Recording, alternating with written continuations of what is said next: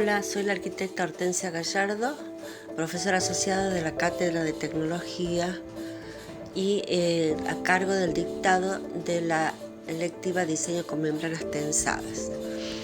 Hoy vamos a ver en esta clase condicionantes de diseño referidos a la forma o al diseño formal de estas estructuras. Pero antes vamos a hacer una síntesis de la clase anterior. En la primera parte de la clase se dio un panorama sobre lo que es el concepto de una arquitectura textil y su comportamiento estructural, así también cómo evolucionó históricamente. En la segunda parte se mostró las tipologías, es decir, las formas geométricas o tensionales que son acordes o adaptables a este tipo de estructura. Se mostró una clasificación que nos va a definir el tipo de diseño, la resolución constructiva, el montaje y el desmontaje de las estructuras.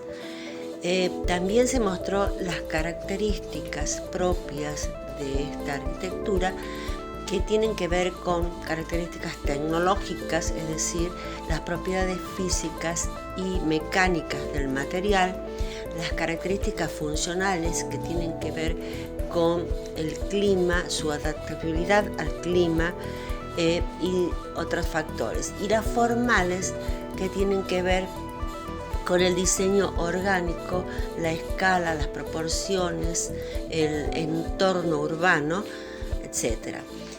Se mostró también las dificultades que pueden tener este tipo de estructuras y se hizo mención a que éstas podrían mejorarse con un adecuado diseño. En la tercera parte mostramos los componentes, o sea, los elementos que componen a esta estructura textil, es decir, las membranas, los bordes de las membranas. Hemos hablado de los flexibles y de los rígidos. Hemos hablado de las estructuras de apoyo, es decir, puntales y tensores. También hemos hablado de arcos, pórticos y vigas. Ahora vamos a hablar sobre las determinantes o condicionantes del diseño. O sea, durante el proceso de diseño existen tres conceptos básicos que están articulados entre sí. Es decir, material, forma, cargas y estado tensional.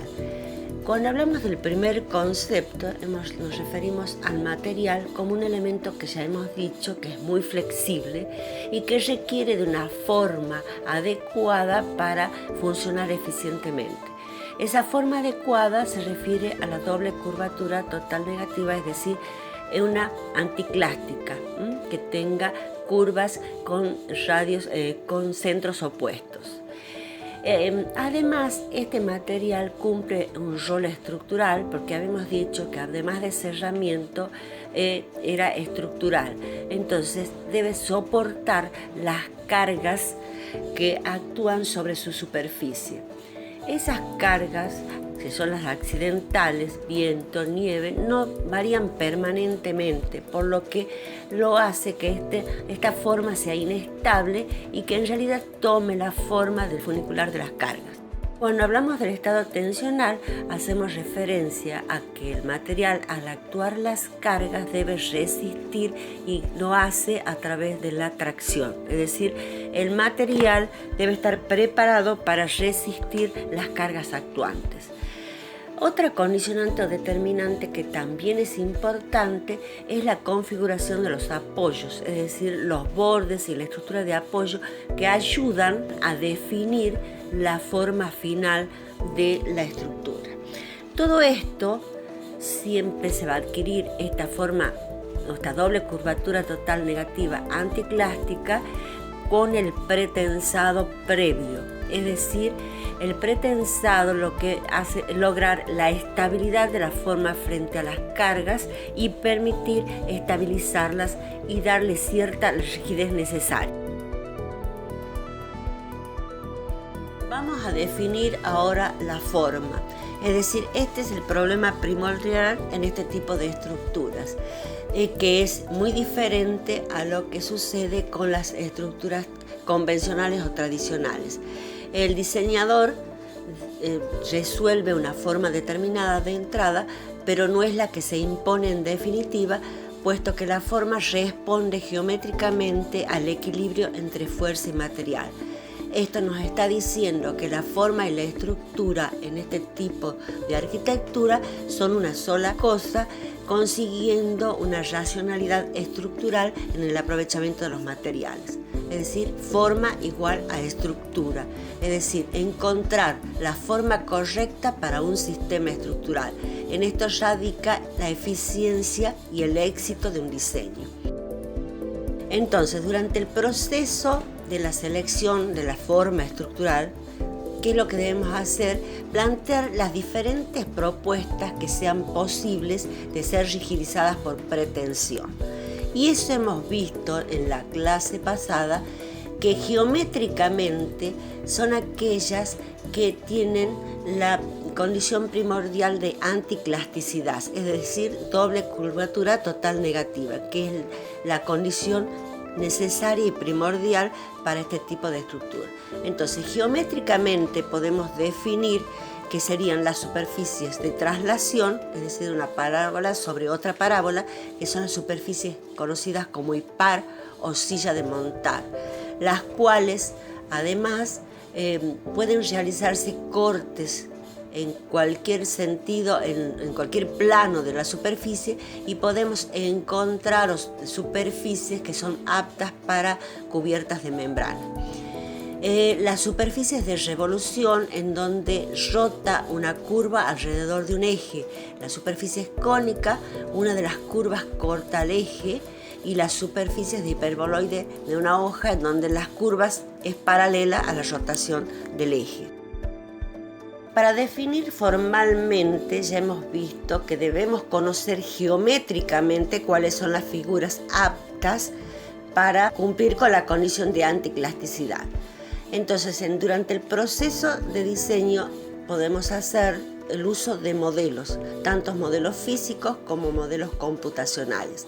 Cuando hablamos de modelos físicos, lo podemos hacer a partir de la deformación de una membrana plana. Cuando hablamos de modelos computacionales, representamos un modelo abstracto. Vamos a ver cada uno de ellos. Los modelos físicos se refieren a maquetas, que es una herramienta necesaria y primordial en este tipo de arquitectura, ya que permite previsualizar y manipular diferentes variables necesarias en esta estructura, como es el color, las texturas, la espacialidad del proyecto, etc.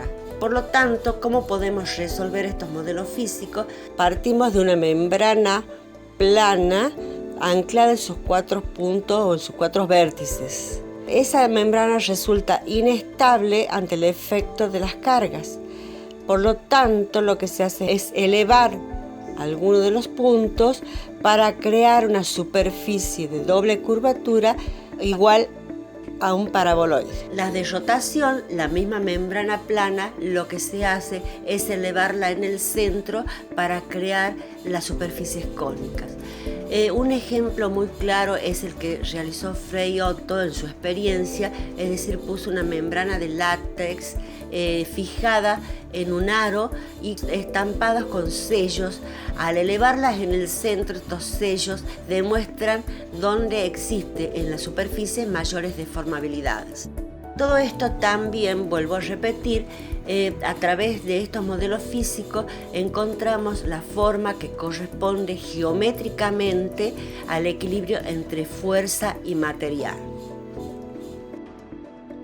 Cuando hablamos de modelos computacionales, consideramos que son complementos ideal en todas fases del diseño, que permiten visualizar con rapidez una obra de arquitectura cercana a la realidad, además de todas las ventajas enumeradas en la diapositiva.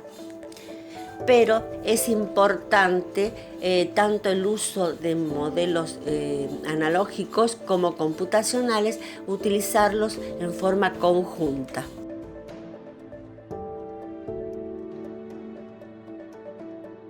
¿Cuáles son las herramientas informáticas? Es decir, conocerlas en su generalidad, para utilizarlas en las diferentes fases del diseño. La primera es la que genera formas de equilibrio, es decir, la primera fase del diseño, en los primeros procesos del diseño para encontrar la forma. La segunda, una vez que encontramos la forma, otra herramienta es la de análisis, la que verifica las tensiones de la forma encontrada en la primera etapa. Otra herramienta es la que genera patrones de corte, es decir, qué cortes debo realizar en la membrana para poder construirla, realizando los moldes adecuados, ya vamos a ver en clases más adelante. Y por último tenemos la de los elementos rígidos, en donde analizamos la deformación y el dimensionado de los elementos como puntales, vigas, arcos, etc. En esta diapositiva vamos a ver algunos ejemplos de modelos físicos, por ejemplo, el caso de la renovación del puerto de Génova, una cubierta de un polideportivo en Perú, y en este último ejemplo vemos los experimentos realizados por Frei Otto y sus discípulos con agua jabonosa, en donde representan la superficie de una membrana con una superficie mínima. Acá vemos los modelos computacionales, los diferentes software que existen, y en este último dibujo vemos cómo simulamos las diferentes pendientes para ver superficies planas que requieren cierta pendiente para corregir. Por último les muestro un ejemplo claro de lo que es la sinergia entre lo que es el modelo analógico y el modelo digital. En el primer caso, una maqueta de una estructura de membrana, y el modelo digital en colaboración, en donde demuestra dónde tenemos los mayores esfuerzos de la membrana. En este último ejemplo vemos un proyecto realizado en la Facultad de Arquitectura de la Universidad de Trujillo en Perú, en donde la maqueta se hizo con una fibra sintética de lycra, el modelo digital, y por último la obra construida.